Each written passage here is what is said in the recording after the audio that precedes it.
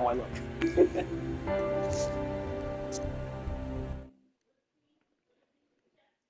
Need music for waiting around to die.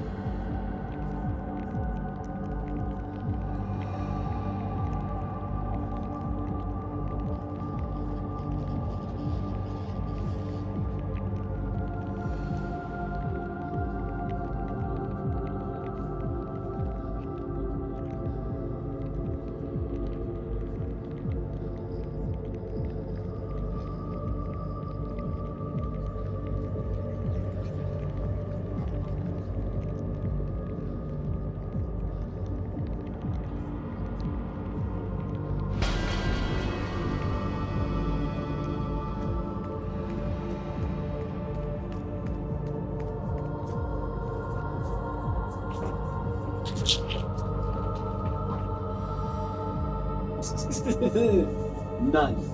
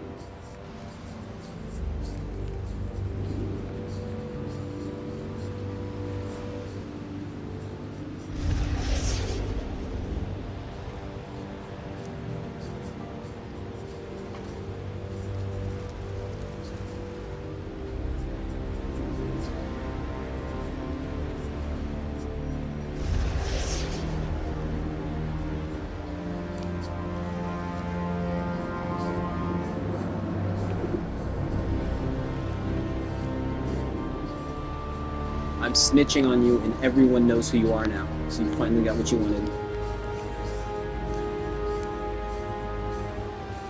Look at my helmet, though.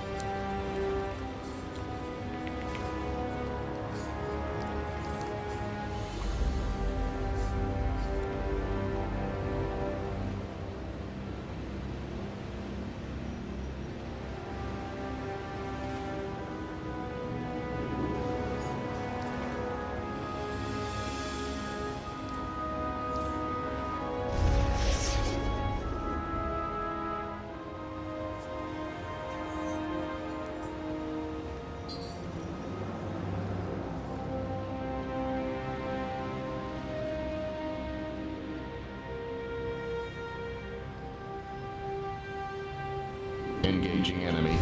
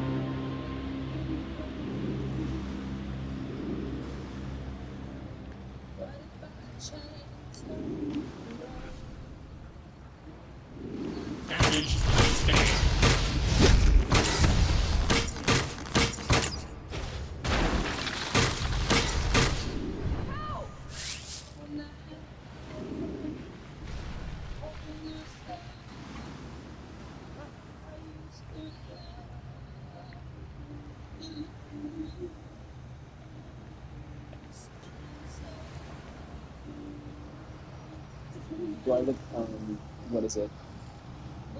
Stereotypically American? Why there?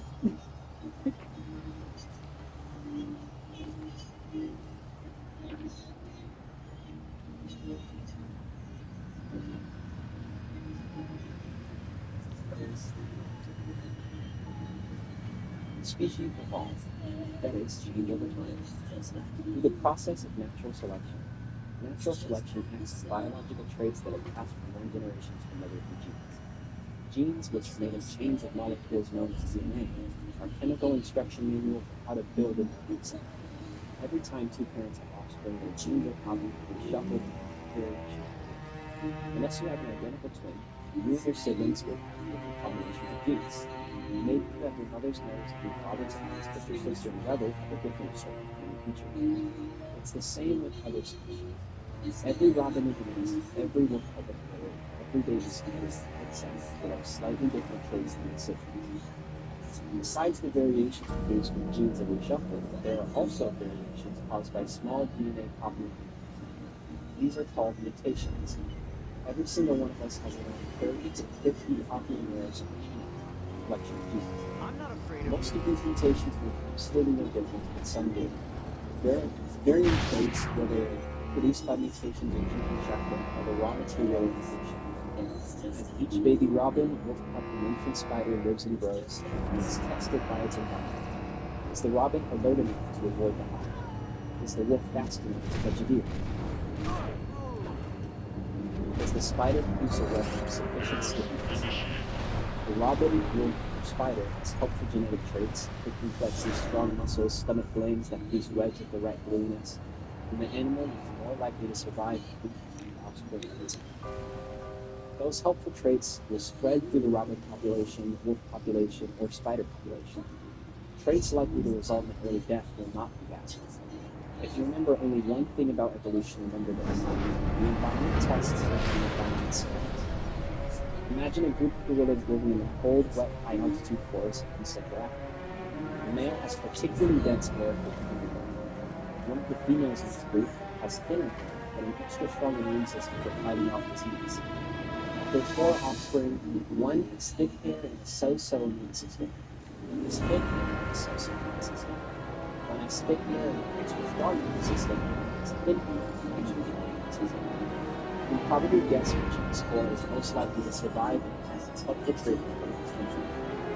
You can also probably guess which one is most likely to be dying. When the selection process happens generation after generation, the result will be a population of gorillas with thick hair and the ability to fend off any disease. But not necessarily all diseases.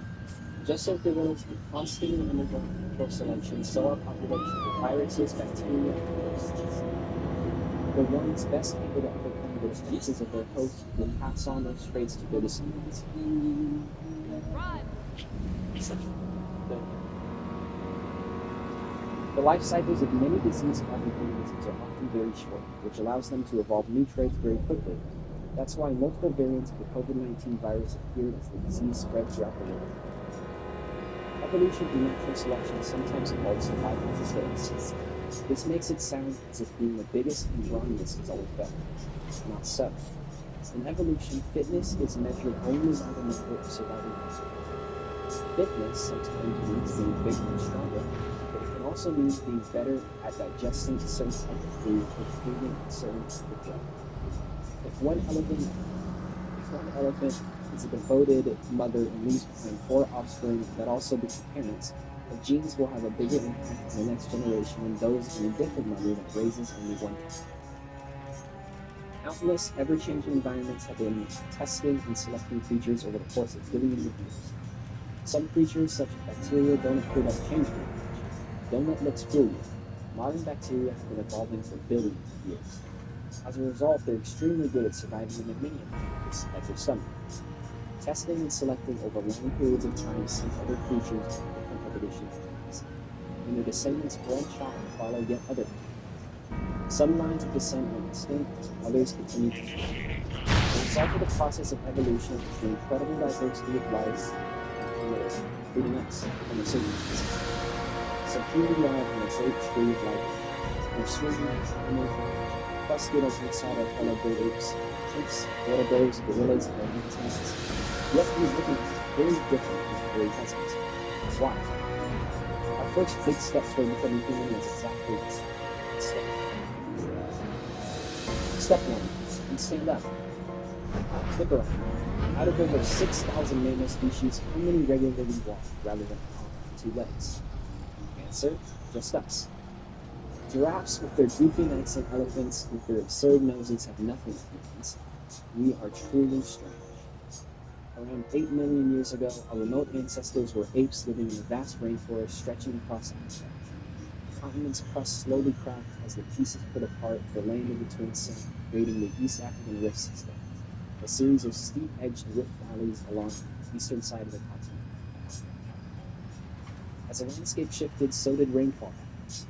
What had once been a seamless jungle became a patchwork of woodland, scrub, and grassland threatened by rivers and dappled with lakes and marshes. Sometime around 7 to 6 million years ago, the forest apes split into 2 groups. To the west, where the rainforest remained, the forest apes went on living much as they did before. Some of those apes eventually evolved into modern chimpanzees and bonobos. Chimps and bonobos are closest relatives in the animal kingdom. We're equally closely related to both, genetically speaking. In other parts of Africa, however, where the forest disappeared, the apes could not go on living as they had before. We descended from forest apes that lost their forest. I got another book. Future State Superman.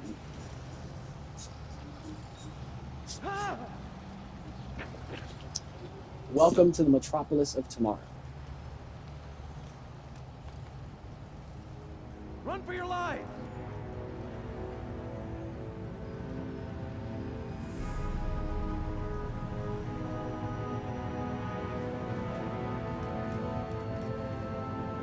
Andre Trojan, founder of Trojan Solutions, has been turning people into nanotech, connecting technology to every part of their being. The exiled Lex Luthor, crippled LexCorp, defeated his zealots to declare the city the free republic of Metropolis. This is when the US Army came to our streets. Trojan abandoned the city, but left his most dangerous piece of technology behind. I've patrolled the skies of Metropolis for a decade, and nothing will ever bring me faster than a child crying out. One day, I won't get there soon enough. There'll be a time I let the entire world down. But until then, there's some bullets in it. That's all you get. So that is a comic that you can purchase yourself. Why are you hitting me?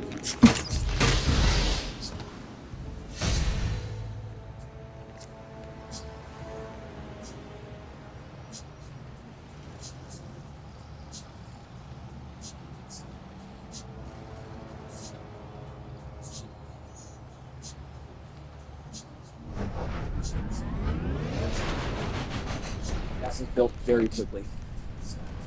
Target.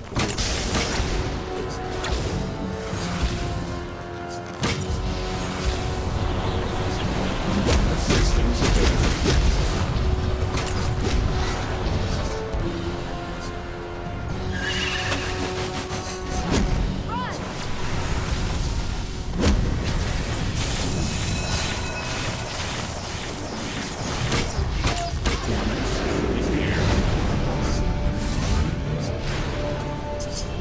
Why did you blow that guy up?